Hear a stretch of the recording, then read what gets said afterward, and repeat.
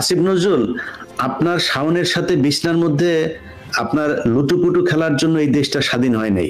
আসিফ নজরুল নিয়ে ভাই যেটা আপনি আপনি আমাকে বললেন, আসিফ নজরুলের ব্যাপারে আপনাকে বুঝতে হলে একটু ভিতরে যাইতে হবে, আর একটা সপ্তাহ ওয়েট করতে হবে।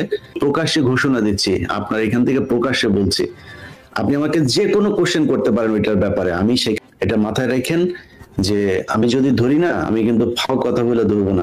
আমি ধরলে সময় নেই, কিন্তু সময় নিলে ওটার ভেতরে জিনিস থাকে। বিকাশ নূরকে বলবো, বিকাশ নূর আপনি ফেসবুকে আমার একটা পোস্ট করছেন, আপনি ওটার জন্য ক্ষমা চাই আবার পোস্ট করবেন, তাহলে কিন্তু গোলাম ময়লা রনি হয়ে যাবেন। এখানে গোয়েন্দা সংস্থা আমাকে ফোন করে, আমি যে ফোন দিয়ে আপনার ইয়ের সাথে কথা বলেছি, এই কি বলে ওর নাম, জেরাই খান পান্নার সাথে কথা বলেছি, আমার সেই ফোনের দেখাবো যে আমার এই হোয়াটসঅ্যাপ থেকে এই নাম্বারে কল গিয়েছে কিনা সেটা দেখাবো। ওর ফোনটা যা চেক করেন যে ওই নাম্বারে, আমি নাম্বার বলবো সেই নাম্বার থেকে ওর নাম্বারে কল গিয়েছিল কিনা, এবং ওই নাম্বারে কথা বলা অবস্থায় আমি ফোনটা রেকর্ড করেছি কিনা দেখাবো তাকে।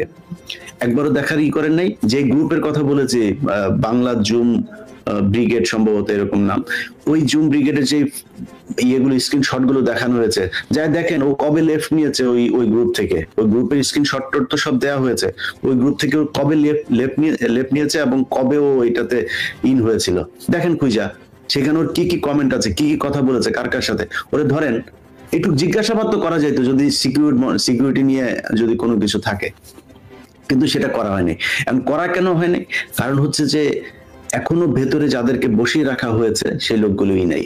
আর আসিফ নজরুল নিয়ে ভাই যেটা আপনি আপনি আমাকে বললেন, আসিফ নজরুলের ব্যাপারে আপনাকে বুঝতে হলে একটু ভিতরে যাইতে হবে, আর একটা সপ্তাহ ওয়েট করতে হবে। আপনার যাদেরকে নিয়ে কথা হচ্ছে তারা তো সমন্বয়ক, তাই না? তারা তো তার এই সরকারে আছে, সমন্বয়করা বাইরে আছে।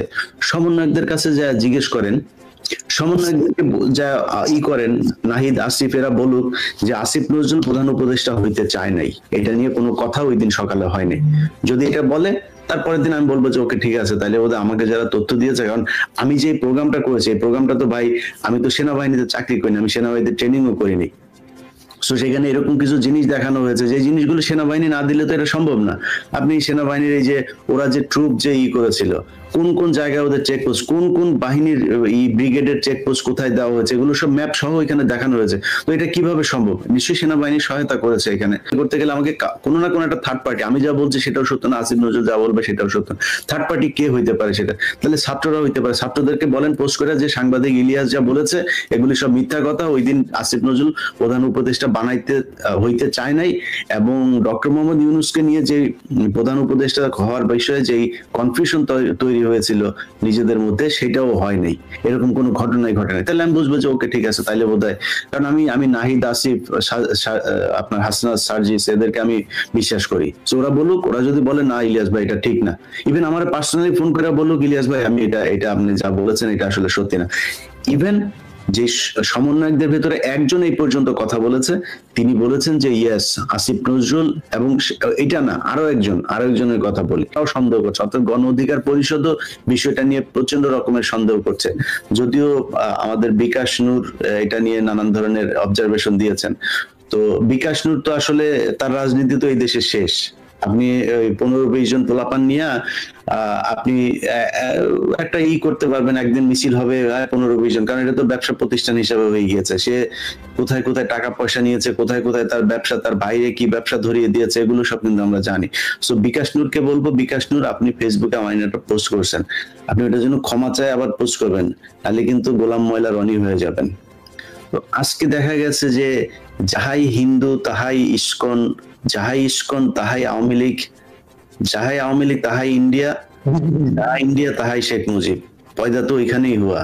মানে শেখ মুজিবের পয়দা তো আসলে বাংলাদেশ না, ও তো মুসলমানের ঘরে জন্ম নেয় নাই, ওর পয়দা তো হিন্দু। এটা তো মানে ইয়ারকি মারার বিষয় না, তো ফান করার বিষয় না। শেখ মুজিবের পাপ তো মানে মানে অনন্যা টনন্যা এগুলো কারা, এগুলি তো জানে, চণ্ডীদাসকে, দেবদাসকে, এগুলি তো আমরা জানি। তো এগুলো নিয়ে যদি নাকি ধরেন জিয়াউর রহমানের ব্যাপারে এরকম যদি থাকতো, তাইলে এইটারে মোটামুটি জাতিসংঘ থেকে আপনার এটার সার্টিফিকেট নিয়ে আসতো যে ইয়েস এরকম শেখ মুজিবের মার এই যে আপনার বিয়েরই আগে 3 মাসের যে গর্ভবতী হয়ে গিয়েছিলেন, এগুলো যে সত্যি এটার ব্যাপারে জাতিসংঘ মহাসচিবের বিবৃতি টিবৃতি নিয়ে এসে আওয়ামী লীগ বাংলাদেশে প্রচার করতো। বিএনপি তো নোংরা এই রাজনীতি, এই কথা আমি যদি সারাদিন বলি, ম্যাডামকে যদি বলি যে ম্যাডাম খালেদা জিয়া আপনি এই কথাটা আপনার মুখ দিয়ে একটু বলেন, বলবে বাবা তুমি কি চাও সেটা বলো, এই জিনিস আমি বলতে পারবো না। কিন্তু শেখ হাসিনার দিয়ে সব সম্ভব। দেখেন না এখনো ফোন রেকর্ডে কি ধরনের নষ্টা কথাবার্তা বলে। দুনিয়ার মানে দুশ্চরিত্রা এবং মানে কি বলবো, মানে এমন কোনো খারাপ নাই যেটা এই শেখ হাসিনা এই মহিলার নাই। নেশা করা থেকে শুরু করে সবকিছু আছে। ওনার হিন্দু যে একই জিনিস সেটা বোঝার জন্য আমার মনে হয় এই 5 বছর লাগলো। 5 বছর পরে আপনারা নিশ্চয়ই বুঝতে পেরেছেন যে ইসকন যা হিন্দু তাই, দুইটা জিনিস একই।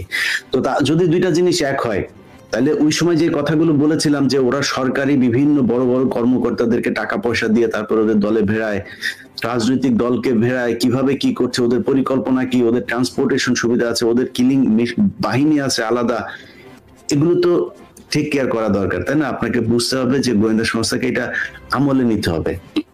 ইভেন আপনি সবশেষ প্রোগ্রামের ভেতরে যেটা বলা হয়েছে, আমি আসিফ নজরুলের জায়গাটায় আসি। আপনাদের মানে বিশ্বাস হয় যে এখনো পর্যন্ত কয়েক হাজার আলেম জেলে আছে? এটা বাংলাদেশের মানুষ কি বিশ্বাস করেন? এখনো পর্যন্ত আছে, এখনো পর্যন্ত, এই যখন কথা বলছি এই সময় পর্যন্ত। বিডিআর এর পরিবারগুলোর সাথে আমার মানে আমি আমার জায়গা থেকে আমি তাদেরকে যতটুকু সম্ভব আমি সাপোর্ট দেওয়ার চেষ্টা করছি। তাদের সাথে আমার কানেকশন আছে, তাদের সাথে আমার কথা হয়, এই মামলাগুলোর ব্যাপারে কি হচ্ছে, সামনে কি হতে যাচ্ছে, এগুলো নিয়ে সবসময় তারা আমাকে আপডেট জানায়। 5 তারিখের পরে ভাই 3টা শুনানি হয়েছে, জামিন শুনানি। বিস্ফোরক দ্রব্য মামলা আপনার এই দুইটার মধ্যে আপনার এই মামলাটা আছে। আর অন্য মামলায় যেটা বিডিআর হত্যাকাণ্ড নিয়ে যে মামলা, সেই মামলায় কিন্তু তাদের কারো 5 বছর, কারো 10 বছর, এমন একজনও নাই যাদের আপনার সাজার মেয়াদ শেষ হয় নাই। মনে হয় 2-3 জন বা এরকম কয়েকজন আছে যাদের যাবজ্জীবন এদেরও শেষ হওয়ার পথে। এখন তাদেরকে ছাড়া হচ্ছে না। 5 বছর মেয়াদ যার, সে কিন্তু 10 বছর ধরে ফাও জেল খাটছে। আচ্ছা আপনি বলেন বাংলাদেশের এই সরকারকে কি এটা বোঝানো যায় না এখন পর্যন্ত যে বিডিআর হত্যাকাণ্ডের সময় এই ইন্ডিয়ান বাহিনী ছিল, আওয়ামী লীগের ষড়যন্ত্র? এটা কি আসিফ নজরুলকে বোঝানো গেছে এখন পর্যন্ত? বাংলাদেশের মানুষ কি কেউ জানে যে এই গুম, এই বিডিআর হত্যাকাণ্ড এগুলো কারা করলো? আসিফ নজরুল এখনো পর্যন্ত জানেন নাই। এদের প্রথম শুনানিতে আসিফ নজরুল পিপি নিয়োগ দেওয়ার সময় পায় নাই, তার আগে কিন্তু শিল্পকলা একাডেমি, ডিজিটিজি এগুলো নিয়োগ দেওয়ার সময় পেয়েছেন। তারপরে অন্যান্য কথাবার্তা আপনার চ্যানেলে আর নাই বলি, সুন্দরভাবে বলা যায়, সেগুলো আর না বললাম। উনি পিপি নিয়োগ দিতে পারেন প্রথম শুনানিতে। আচ্ছা পরের শুনানি হইল সম্ভবত এই মাসের 7 তারিখে বোধহয়। বিশাল বড় একটা এটা পড়ার এখনো সময় পায়নি। আচ্ছা তারপরের না সরি, এটা হলো এর আগেরটা। আর লাস্ট যেটা গেল সেটাতেও বলেছে এখনো তাদের আরো সময় লাগবে। সেই সময় কবে? সেটা চেয়েছে জানুয়ারির 8 তারিখে পরের শুনানি, ডিসেম্বর তারপরে জানুয়ারি। তো আসিফ নজরুল আপনার শাওনের সাথে বিছনার মধ্যে আপনার লুটুপুটু খেলার জন্য এই দেশটা স্বাধীন হয় নাই। আপনাকে বুঝতে হবে এই দেশে আলেমরা জীবন দিয়েছে, তাদের তাড়াতাড়ি ছাড়ানোর ব্যবস্থা করেন। তাদের মামলার ব্যাপারে প্রচন্ড রকমের রেস্ট্রিকশন দিয়ে রেখেছে, শুনানি হচ্ছে না। জানেন আপনি, আমি কালকে এক আলেমের সাথে কথা বললাম, তাদের এই শুনানিগুলো ডিলে করা হচ্ছে, সপ্তাহে একটা করে, একদিন করে আপনার শুনানি নেওয়া হচ্ছে, এর বাইরে মামলা। মানে যত এটাকে লেন্দি বানায় এই আলেমদেরকে যতদিন জেলে রাখা যায়। আসিফ নজরুল স্বপ্ন দেখে আর্মি আসবে, আর্মি আসার পরে এদের নিয়ে কথা বলা যাবে না। আসিফ নজরুল আমরা বাল ফালাইতে এখন এখানে বসে আছি, আপনার মনে হয় এখানে আমেরিকায় বসে আছে, এতদিন দেশে যাই নাই কেন? তোমার মতো এরকম এই ইন্ডিয়ান রয়্যাল এজেন্ট যে এখনো পর্যন্ত আসতে পারে এটা আমরা জানি।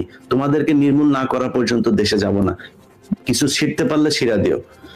এগুলি খুব কষ্টের কথা মাসুম ভাই, বিশ্বাস করেন। বিডিআর এর পরিবারগুলো আপনি জানেন, সেই উত্তরবঙ্গ থেকে ঢাকায় আসে, বাস ভাড়ার টাকা নাই ভাই, বাস ভাড়া দেওয়ার মতো টাকাটা নাই। সেই মানুষগুলোকে এইখানে আনা হচ্ছে, তারা আসতেছে, তাদের এই নাই ওই নাই। আর আসিফ নজরুল আপনার সব কাজ বাদ দিয়ে বিডিআর এদেরকে বার করতে হবে, কারণ তাদেরকে ভারতের সরাসরি চক্রান্তের শিকার এই মানুষগুলো, আপনি তাদেরকে বার করেন না। এই কাজ কার?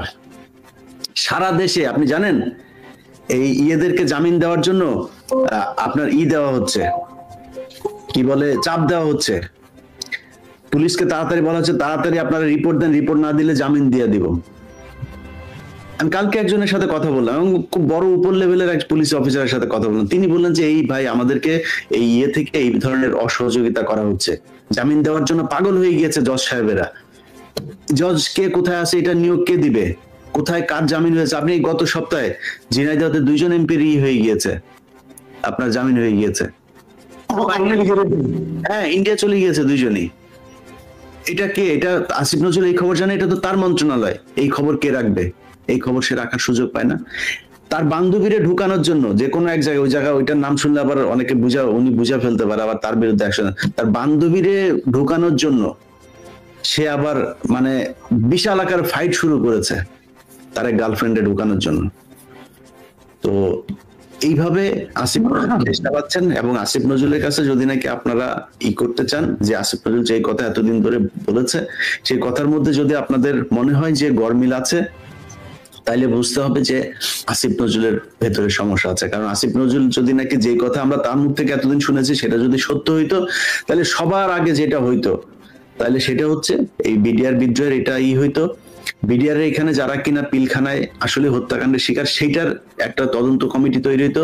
আপনি জানেন সেই তদন্ত কমিটি তৈরি হওয়ার কথা, সেই তদন্ত কমিটি স্বরাষ্ট্র উপদেষ্টা বলেছিল